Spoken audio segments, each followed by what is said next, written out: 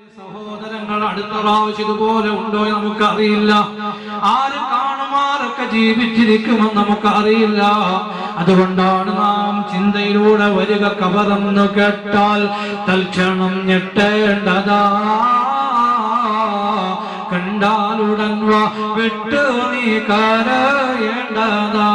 മേടയ്ക്കു പകരം മാളമാ സുബ്ഹാനാ. റബ്ബേ അതിൽ കിടക്കേണ്ടതാണ് സുമാനാ. പൊട്ടാതി മുൻതുള്ളി പിഞ്ചോരം കട്ടാ. പിന്നീന്ന് കാറ്റ ചുമന്നോരു കുട്ട. നീ ഇത്തിരി പോന്ന മനുഷ്യനാണ്. ഈ ദുനിയാവ് വിട്ടിട്ട് പോകാനുള്ളതാണ്. ഈ കബറിനെ ഓർത്തിട്ടാണ് ഉമ്മ ഫാത്തിമ ബീവി കരഞ്ഞത്. എന്തിനാണ് പെങ്ങന്മാർ ഈ ചരിത്രത്തിലേക്ക് കിടക്കുന്നതെന്നറിയോ? അല്ലാഹുവിന്റെ പ്രവാചകരുടെ പ്രിയപ്പെട്ട മകളാണ് ഫാത്തിമ. ഒരിക്കലും ഫാത്തിമ ബീവിയെ കാണാൻ വേണ്ടി അല്ലാഹുവിന്റെ റസൂൽ പോവുകയാണ്. ഹബീബായ തങ്ങളെ പ്രിയപ്പെട്ട മകളെ കാണാൻ പോയപ്പോ ആസുകളിൽ ഇങ്ങനെ മാവ് അരച്ചുകൊണ്ടിരിക്കുകയാ. അല്ലാഹുവിന്റെ പ്രവാചകരെ കണ്ടപ്പോഴും ഫാത്തിമ ബീവി കരഞ്ഞുപോയി. റസൂലുള്ളാഹി ചോദിച്ചു, മാ തുബകീക യാ ഫാത്തിമ, എന്തിനാണ് ഫാത്തിമ നീ കരയുന്നത്? എന്തിനാണ് ഫാത്തിമ നീ കരയുന്നത്? ആസകല്ലിലും മാവരച്ചിട്ട് എന്റെ കൈ പൊട്ടിപ്പോയി വാപ്പാ. എന്റെ കയ്യിൽ മുറിവായി പോയി വാപ്പാ. റസൂലുള്ളാഹി പറഞ്ഞു, മോളെ, ഭർത്താവിന് ചെയ്യുന്ന ഓരോ ഭക്ഷണം ഉണ്ടാക്കി കൊടുക്കുന്നതിലും നിനക്ക് കൂലിയുണ്ട്. അല്ലേ? വേണ്ടേ? വേണ്ടേ? ഇങ്ങേർക്ക് എപ്പോഴും ഭക്ഷണം ഉണ്ടാക്കി കൊടുക്കണം. ചായക്ക് ഉപ്പ് പാടില്ല, മധുരം പാടില്ല, ഭക്ഷണത്തിൽ ഉപ്പ് പാടില്ല. വേറെ ആളെ നോക്കോ? പറയാവോ? ഞാൻ മടുത്തു. ഞാൻ 24 മണിക്കൂർ ഇതിനകത്ത് തന്നെയാ. എനിക്ക് വേറൊന്നും പോണ്ടേ? അല്ലാഹുവിന്റെ പ്രവാചകരുമോളെ ഫാത്തിമ, നിന്റെ ഭർത്താവിന് ചെയ്യുന്ന ഓരോ ഭക്ഷണത്തിന് നിനക്ക് പ്രതിഫലമുണ്ട് കേട്ടോ. നാളെ നിന്റെയും നരകത്തിന്റെ ഇടയിൽ 7 കിടങ്ങ് ദൂരവാ. ഭർത്താവിനെ ഖിദ്മത്ത് ചെയ്താലുള്ള കൂലിയാണ്. എന്റെ പ്രിയപ്പെട്ട ഉമ്മ, പ്രിയപ്പെട്ട ഭർത്താവ് പറയുക, ഒരിക്കൽ ഹുനൈൻ യുദ്ധത്തിൽ അല്ലാഹുവിന്റെ പ്രവാചകർക്ക് ധാരാളം സ്വത്തുക്കൾ വിട്ടുപോയി. പ്രിയപ്പെട്ട അലിയാർ തങ്ങളുടെ ഫാത്തിമയോട് പറയാ, നിന്റെ വാപ്പാടെ പക്കൽ ചെന്നിട്ട് ഒരു അടിമയെ തരാൻ പറ. അങ്ങനെ പ്രിയപ്പെട്ട ഫാത്തിമ അല്ലാഹുവിന്റെ റസൂൽ അവരുടെ വാപ്പയായ ഹബീബായ തങ്ങളിലേക്ക് പോയി. തങ്ങളുടെ അടുക്കൽ സംസാരിക്കാൻ പോയപ്പോൾ അവിടെ റസൂലുള്ള സംസാരത്തിൽ ഏർപ്പെട്ടിരിക്കുകയോ. ഫാത്തിമ ബിബി മടങ്ങി വന്നു. നബി തങ്ങൾ അറിഞ്ഞു മകൾ വന്നിരുന്നെന്ന്. റസൂലുള്ളാഹി വന്നിട്ട് ചോദിച്ചു, ഫാത്തിമ, നീ എന്തിനാണ് എന്നെ കാണാൻ വന്നതെന്ന് ചോദിച്ചപ്പോ ഫാത്തിമ ബിബി ലജ്ജ കൊണ്ട് മറുപടി പറഞ്ഞില്ല. അലിയാർ തങ്ങൾ പറഞ്ഞു, യാ റസൂലല്ലാഹ്, നബിയേ, ഫാത്തിമ ആസുകളിൽ മാവരച്ചിട്ട് കൈ പൊട്ടിപ്പോയി നബിയേ. ആസുകളിൽ മാവരച്ചിട്ട് കൈ പൊട്ടിപ്പോയി നബിയേ. തുകൽ പാത്രത്തിൽ വെള്ളം കൊണ്ടുവന്നിട്ട് കഴുത്തു മുറിവ് പറ്റിപ്പോയി നബിയേ. അങ്ങയുടെ സ്വത്തിൽ നിന്നും ഒരു അടിമയെ ചോദിക്കാൻ വന്നതാണ് യാ റസൂലല്ലാഹ്. അപ്പോഴാണ് അല്ലാഹുവിന്റെ പ്രവാചകര് പറഞ്ഞു കൊടുത്തത്, ഇത്തഖില്ലാഹ യാ ഫാത്തിമ. ഫാത്തിമ, അല്ലാഹുവിനെ സൂക്ഷിക്കണം ഫാത്തിമ. വഅമലി അമല അഹ്ലിക്, നിന്റെ ഭർത്താവിന് വേണ്ടി ചെയ്യുന്ന ഓരോ നന്മയ്ക്കും കൂലിയുണ്ടെന്ന് നബി മുഹമ്മദ് മുസ്തഫ. എന്നിട്ട് പറഞ്ഞു, നിനക്ക് ഞാനൊരു അമൽ പറഞ്ഞു തരട്ടെ. കിടക്കാൻ നേരത്ത് 33 സുബ്ഹാനല്ലാഹ്, 33 അൽഹംദുലില്ലാഹ്, 34 അല്ലാഹു അക്ബർ പറഞ്ഞിട്ട് നിങ്ങൾ അലിയെ മോളെ ഫാത്തിമ, നിങ്ങൾ കിടന്നുറങ്ങിയാൽ നിങ്ങളുടെ ദാമ്പത്യം ഖൈറാണ്.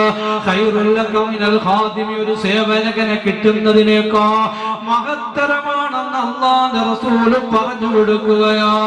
എന്റെ സഹോദരങ്ങളെ, സഹോദരിമാരെ, അതുകൊണ്ടാണ് വൽ മർഅതു റാഹിയത്തുൻ അലാ ഫിലി ബൈതി സൗജിഹാ വ വലദിഹാ. പെണ്ണിന്റെ ഉത്തരവാദിത്തമാണ്.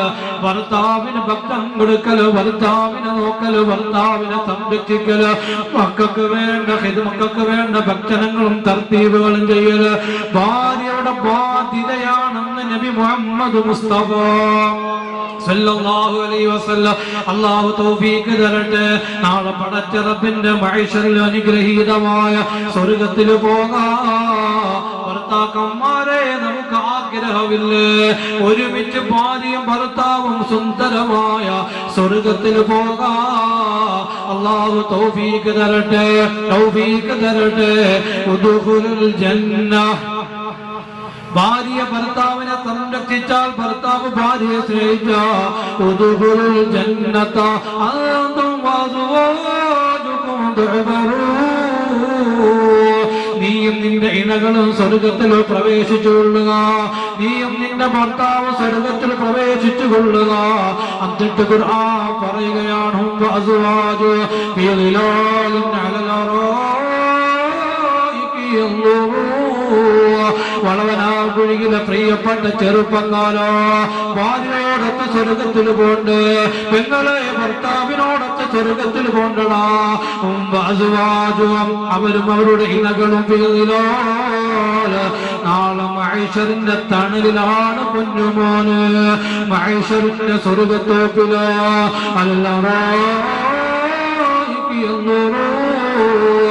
ആ സ്വർഗത്തിന്റെ ചാരുകസേരയിലിരുന്ന് സ്വർഗത്തിന്റെ അനുഭൂതികൾ ആസ്വദിക്കുമെന്ന് ഖുർആൻ. അല്ലാഹു തൗഫീഖ് തരട്ടെ. സ്വർഗം നിനക്കൊരു മസ്കനായി ലഭിച്ചെങ്കിലേ ഇവിടുന്ന് ക്ലേശം സാരമില്ല നിന്നില്.